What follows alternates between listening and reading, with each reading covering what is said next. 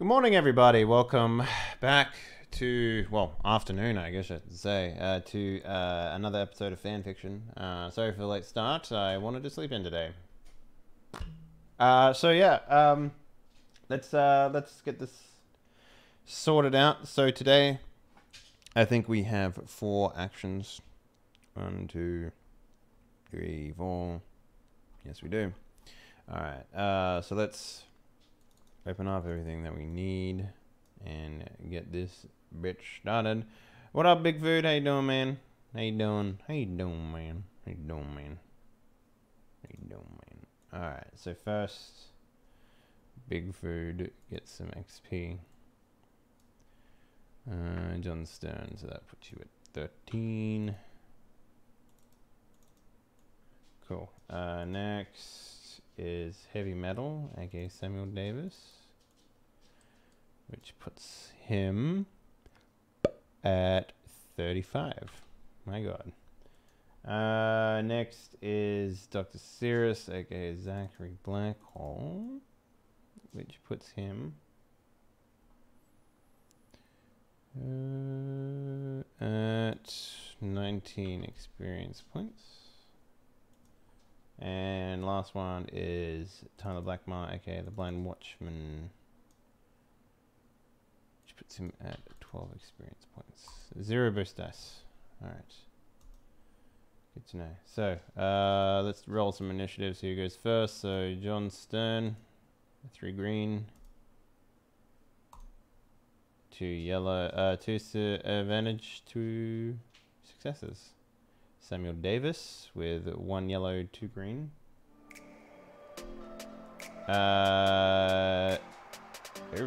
Okay.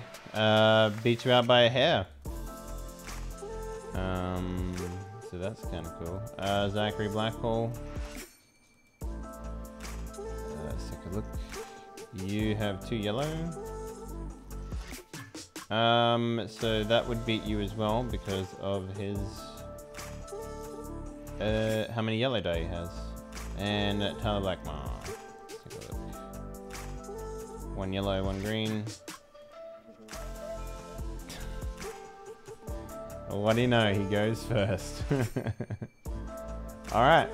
Cool. So the order is Tyler Blackmar, Samuel Davis, Zachary Blackhole, and John Stern. So let's roll. Well, she seems nice, Tyler said after leaving the high school. Glancing at Olga, he comes to a decision. Alright, we're heading back to temporary housing, and you're going to sleep. I'm fine, though. And I'm saying you're not. Let's go. Tyler and Olga head to the place where they were put in till housing was found. As Tyler walks, he sees Paul in the corner. Knowing Paul would want to talk, he held up a finger and led Olga to the bed there. Now sleep. You're no use if you pass out outside in the middle of something. Nodding, Olga lays down and rests. After making sure she's asleep. You really gonna make me fucking... Alright. I mean, I won't penalize you for doing this, but like, it's very unorthodox. No, it's fine. Alright, so we will... Olga, Lavender, if you spend your next session here in Act, what is it? Oh shit, we didn't read out the thing. We'll read that out right now. But if you spend Act 18 here, you will need to do that in some sort of dream sequence or whatever. But yeah, anyway, reading out the act. Act 17. Shadowy figures move on the edge of the maelstrom, wrote Derek in his notepad.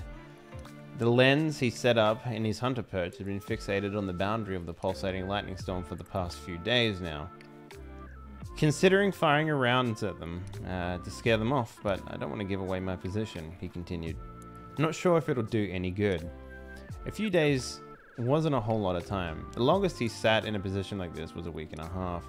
Looking to get one clean shot on an eagle. Illegal or not, he wanted to take one out, and he watched their nest for its return.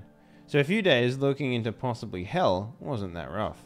His cell phone also had not been working since the storm hit, and he only had his portable radio to keep him company, which these days simply repeated a message about Balin being safe.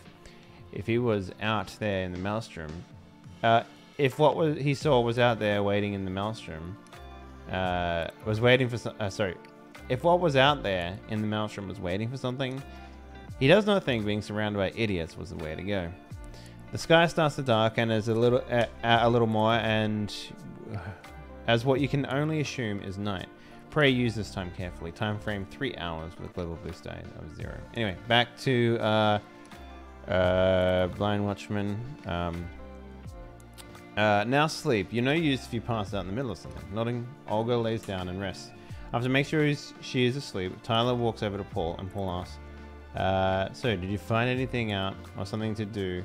Or are you just hanging out with the random chick you found at the gas station? Tyler sighs and rubs his forehead.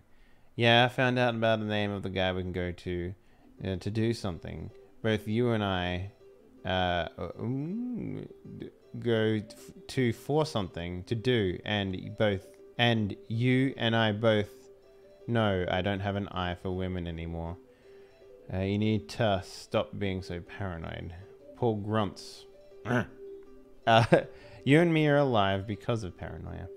And with the heavens trying to kill us, I think I'm correct to be paranoid. Tyler just nods and takes a long swig from his flask. Paul, I'm just trying to see that people get through these times, and if I get stabbed in the back during this, no one will cry. With that, Tyler walks back inside to feed Jax, and let him out before going to the sergeant to do something, for something to do. I would like to have Olga sleep and then find something to do.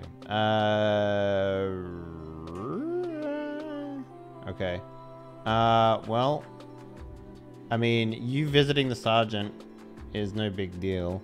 He's pretty much like sitting in like close radio communication place, and he simply just tells you that you can take a shift up on the night watch if you want.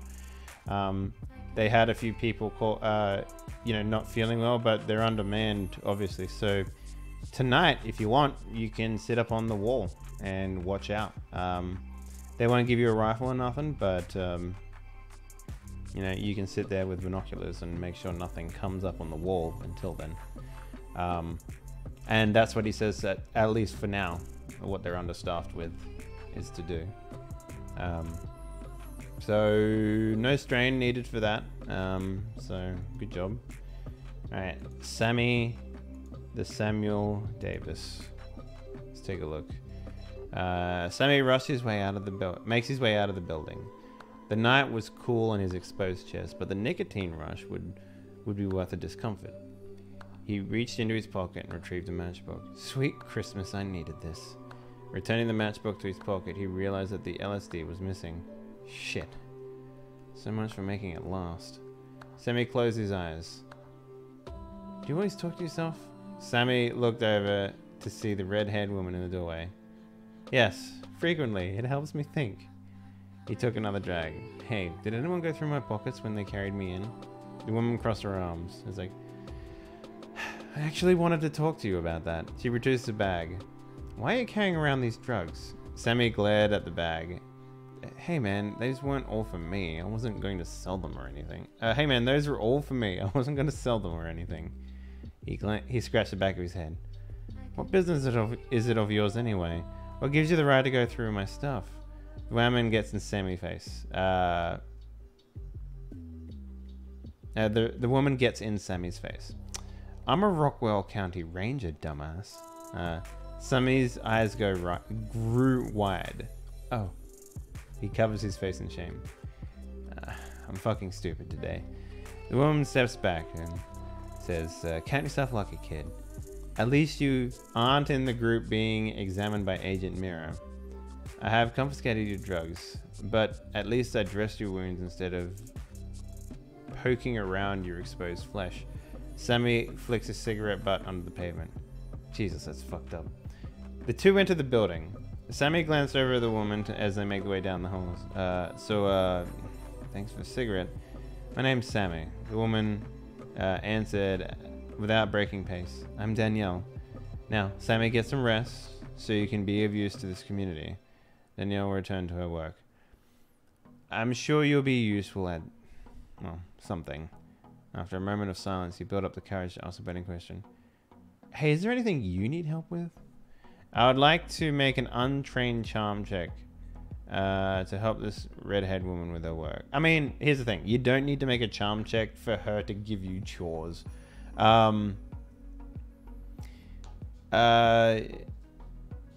So let me take a look at your sheet real quick. Because this will really depend on how tired you are. Okay, no, you're good. You don't have really much. You have 1 wound of 13 and 0 strain right now. Okay, so she'll sort of quizzically look at you. Really, you wanna help out, and with the medics? Is that what you want? Well, I mean, we could always use more supplies, I suppose. Doing a couple of runs on some of the abandoned buildings on the outskirts of town, as far out as you possibly can get. That wouldn't be so bad. Or is in need of, you know, meds and any sort of antiseptic stuff you can find. But maybe you should wait till morning. I don't know. We're not in that dire need of anything, and some weird stuff has been happening here around at nighttime. So maybe just rest until the morning and see if you can head out with the other scavengers. Maybe bring back something specifically for this medical tent instead of it going all the way over to Mira where she distributes everything. That wouldn't be so bad. And then she goes back to whatever it is that she was doing. Alright, so that's your turn. No one's spending any actions, which is fine. Alright, Zachary Blackhole. Smooth up to a lady and find out what makes her tick. Rose nodded and got the bartender's attention for 2 more drinks. That's the idea. Put that silver tongue of yours to work. Bring out that inner mitnick. I don't know what that is. Talk your way in, steal some files, and make her think you're fed. Doesn't matter as long as you get it done, and don't snitch if you get caught. Hey, I still hold honor amongst thieves. She rolled her eyes and continued. Everyone's on their toes though, especially after Wendigo fell. You're good, but circumstances have changed. Social engineering was the bread and butter of a different set of criminals, and while it was useful, it wasn't his forte. Information was always a valuable commodity, but not one he expected Rose to be peddling. Interesting. He filed that thought away for later. Lie or sneak his way into a Fed sanctuary. Part of him felt a rush of adrenaline that came with a goal, a proper mark. There was nothing quite like a challenge. It was good to work with proper villains again. It's a deal.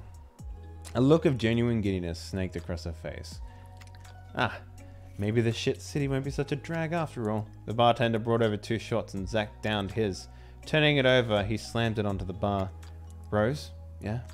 Got a question. Don't mean any offense. Okay. Why this trash hole of a bar instead of, well, anywhere else?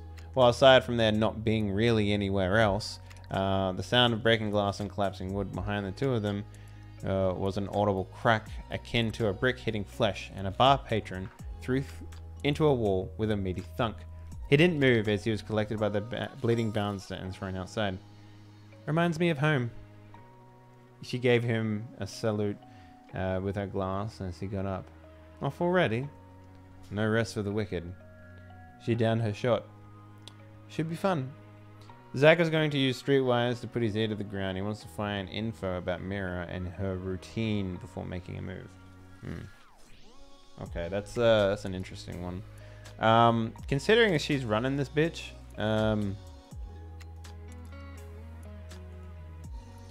we'll make this a 3 purple. Streetwise, huh? 1 yellow, 2 green.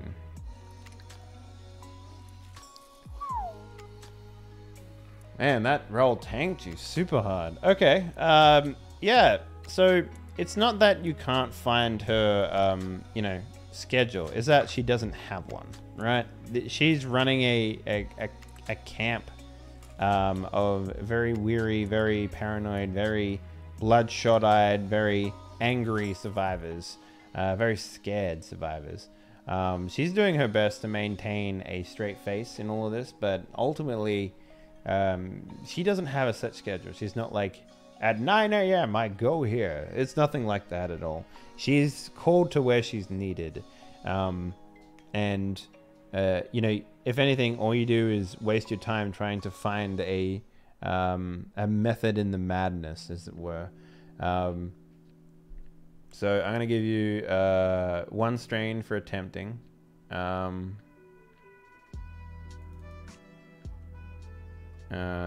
So 1 strain puts you up to 4, and then I'll give you another strain for the failure. So you're at 5 of 14 strain right now. But yeah, unfortunately, you just don't find anything of value from watching her. You see, I guess the only other thing that you'd see is, what you want, dog? The only thing that you see of that could be of note to you, sorry for the dog, is that she is at the breaking point, really. She's mentally and physically, you know, drained, I guess. Alright, last but not least, we have John Stone, aka Mac Popper Squat. The nurse comes over to John. Oh good, you're awake. Why don't we stand you up here and perform some checks on you? John stands right up in a bombastic motion. Alright lady, now what you want with the Mac? As John crosses his arms, the nurse pulls out some files and holds out a clipboard. Okay, well, I'm going to ask you to take off that Mac. John interrupts her. Sorry, miss, but the head stays, and there isn't anything you're going to do about it. So why don't we get on with these little tests of yours before I start to lose my patient? John waves her off. Alright, fine, I've dealt with worse. So, where are you now? What? Wait. Okay. John waves off. Alright, fine, I have to deal with worse. So where are you now? Oh, right, okay, I see. John replies, duh, we're in Miami. No, sir, we're in Bayland. John thinks to himself, I guess what? I guess he would move me somewhere else, he says. And he says, ah, right, I must have had too much to drink. And the test goes on until John says, alright lady, I did your damn test. Now would you let me out of here? She moves away from John and looks at her notes. Sir, I think you need medical help. Don't worry, sweetheart. I got my pills. John goes over to his bag and shows that he's got a bottle full of antipsychotics. The nurse responds, okay, as good as you take 1 per X days. What? 1 per day. Okay. Yeah, I will. And then he drops his skivvies and proceeds to change into a Letterman jacket and jeans and walks out of the tent for good. For God. Still wearing the mask, John proceeds to find an authority member and says, I wonder if you can explain who runs this pop stand and where I can find them. The guard, looking a bit suspicious, says, for any reason? John gives us a second thought and says, you see, I was wondering if they wanted my help. The guard says, fine. Yeah, I don't know if he would. I don't know if he would say fine to a man wearing a fucking tiger mask. But sure, alright. Thanks, partner. And John goes to speak to the lady in charge. John goes out to where the FBI agent says, okay. I'm wondering if you were looking for people to help out. She looks at John, thinking, who's this weirdo now? I'd like to use charm to get work. Okay. So you're versing 2 red, 1 purple here. Everyone seems to want to charm this lady. So we'll see how well you do. 2 yellow, 1 green. Okay. Yeah. Alright. Oh, well, you fail, but you do make a single boost dice available for the next session, so good job. She just, like, you come up, right? Instead of, like, responding correctly, she just laughs. And she puts her hands on her head and is like, oh, I needed that. Who the fuck set you up for this? Whatever. You said you wanted to help out? Fine. Go to the fucking sheriff. Why do people keep coming to me? Do I look like I give a fuck to every single Tom, Dick, and Harry? She keeps mumbling as she walks off. Back to the, I guess, town hall that she's in. She just keeps talking about how people are pissing her off, mostly. So, let's see. We'll give you a strain and a second strain for the failure. And yeah, she basically told you to go to the staff sergeant if you want to do something. Wow, rude. I mean, can you blame her? Okay, cool. So that pretty much sums up Act 18 for today. Or 17. 17. Act 17. So yeah, if you want to check out everything that's going on, head on over to discord.gg/Henley. Join the community Discord there. Check out the fanfiction sub-category, and from there you'll be able to join in, make a character, all that stuff. Yeah, we're gonna move over to Far Cry 5 now. But expect to see a puppy? What? Boop, boop, boop, boop, boop. Expect to see a reply pretty soon. All right, we'll see you in a bit.